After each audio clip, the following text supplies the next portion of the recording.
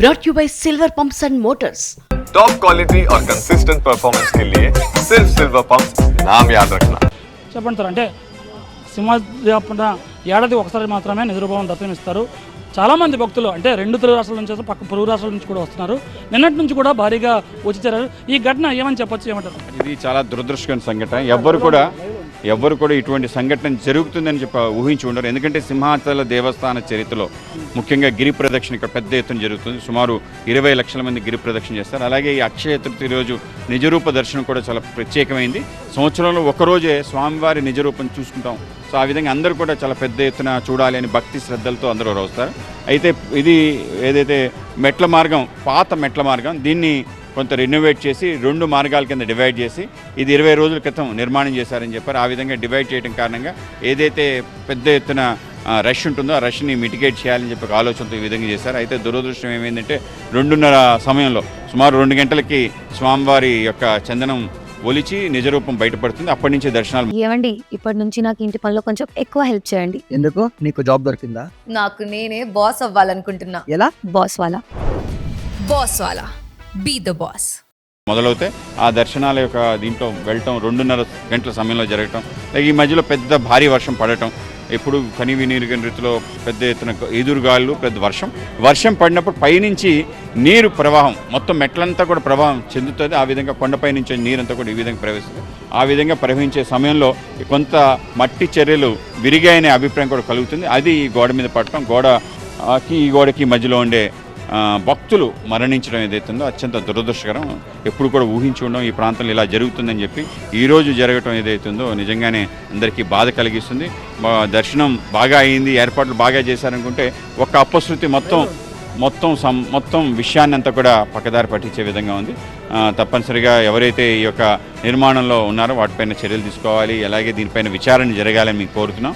అలాగే క్షతగాతుల్ని, అలాగే ఎవరైతే మరణించారో వాళ్ళందరినీ కూడా ప్రభుత్వం ఆదుకుంటుంది, ఆ విధంగానే తీసుకుంటుంది. ఇది ఒక కనువిప్పు లాంటిది.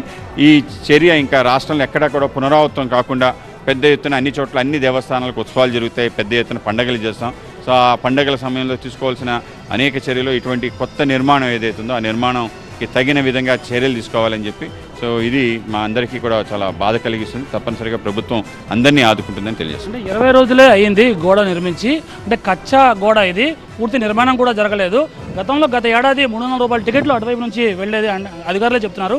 ఈసారి ఈ కచ్చా గోడతో పాటు ఇటువైపు పంపించడం కూడా ఈ ప్రమాదానికి తీవ్రత పెంచిందని చెప్తున్నారు. ఏమంటారు మీరు? అంటే ఓవరాల్గా ఒకే మార్గంలో వెళ్ళారు, 2 మార్గాల కింద డివైడ్ చేయడం జరిగింది. అయితే ఇది ఫ్లై యాష్ బ్రిక్స్ పెట్టారు. ఫ్లై యాష్ బ్రిక్స్ బరువు ఎక్కువ ఉంటుంది. ఫ్లై యాష్ బ్రిక్స్ సరిగ్గా క్యూరింగ్ జరగకపోతే ఇటువంటి ప్రమాదాలు జరుగుతాయి.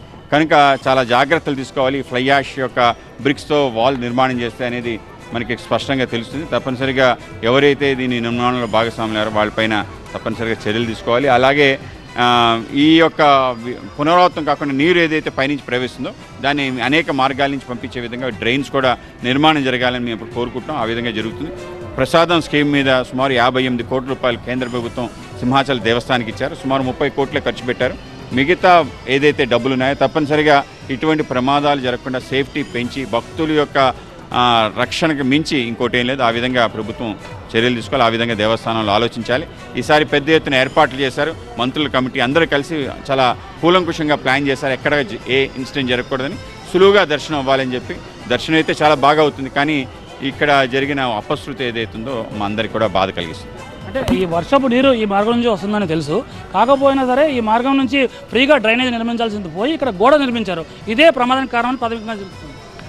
నిజంగానే అలానే జరిగి ఉంటుంది. ఎందుకంటే ఈ యొక్క గోడకి కొంచెం ఈ కొండ చెరు కొంచెం మట్టి లూజ్ సాయిల్లా ఉంది. ఆ విధంగా వర్షం రావడం కారణంగా నీరు లోపలికి ఇంకటం, దాని కారణంగానే గోడ పైన తీవ్ర ఒత్తిడి రావటం.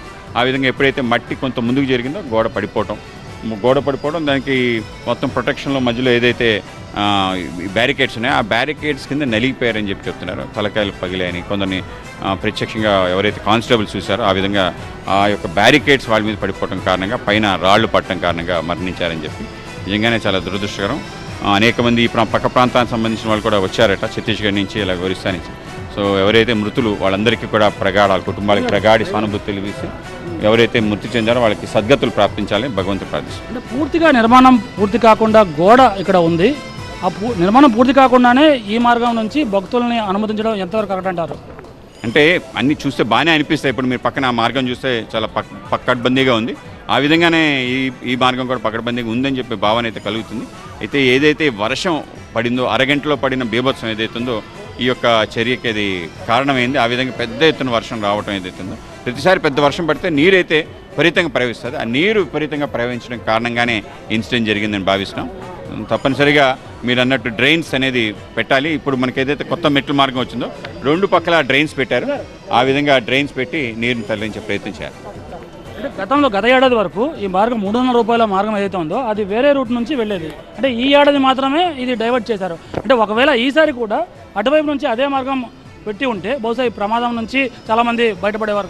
అవును, అంటే మనం గతంలో ఏదైతే స్వతహాగా జరిగే కార్యక్రమం ఆ విధంగా జరగాలని కోరుకుంటాం. కానీ ఈసారి ఏంటంటే రష్ ఎక్కువ ఉంటుంది, దాన్ని డివైడ్ చేయాలని చెప్పి 2 క్యూ లైన్ పద్ధతులు పాటించడం జరిగింది. ఆ విధంగానే 2 క్యూ లైన్ పద్ధతి పెట్టారు. అయితే మొత్తం ఈ క్యూ లైన్లన్నీ కూడా ఇప్పుడు ఈ ఘటన కారణంగా నిరుపయోగంగా ఉన్నాయి. అయినా కూడా భక్తులందరూ కూడా వాళ్ళందరినీ అడగటం జరిగింది. ఏర్పాట్లు అయితే చాలా బాగున్నాయి, మంచినీరు ఏర్పాటు, అన్ని సౌకర్యాలు, పైన షెడ్ అన్నీ కూడా వేయటం జరిగింది. మొత్తం అక్కడి నుంచి ఇక్కడ వరకు అంటే పూర్తి ఘటన మీద మీ తరపున మరి ప్రభుత్వానికి ఏం చెప్పదలుచుకుంటే ఏం కోరుకుంటున్నారు? ఇంకా విచారణ చేయాలి. ఒక పెద్ద ఎత్తున ఇటువంటి సంఘటన జరిగిన పైన అందరికీ కూడా బాధ కలుగుతుంది. ఎవరైతే కాంట్రాక్టర్స్ దీంట్లో ఇన్వాల్వ్ అయ్యారో ఆ విధంగా ఎందుకు ప్రికాషనరీ మెజర్స్ తీసుకోలేదు, వీటిపైన తప్పనిసరిగా విచారణ జరగాలి. అలాగే ఎవరైతే చనిపోయారో అలాగే క్షతగాతులు వాళ్ళని ఆదుకోవాలి ప్రభుత్వం అని చెప్పి కోరుకుంటున్నాం. ఆ విధంగా తప్పనిసరిగా ఆదుకుంటామని తెలియజేస్తాం. ఈ ఘటనపై పూర్తి స్థాయిలో ఎంక్వైరీ జరగాలి. ఎవరైతే బాధ్యులు ఉన్నారో ఖచ్చితంగా వారిపై చర్యలు తీసుకోవాలని డిమాండ్ వినిపిస్తుంది. చూడొచ్చు, ఇవంతా కూడా కచ్చా గోడ, ఇది ఈ యాష్ బ్రిక్స్తో నిర్మించారు. అయితే ఈ వాటర్ ఫ్లో అవుతున్న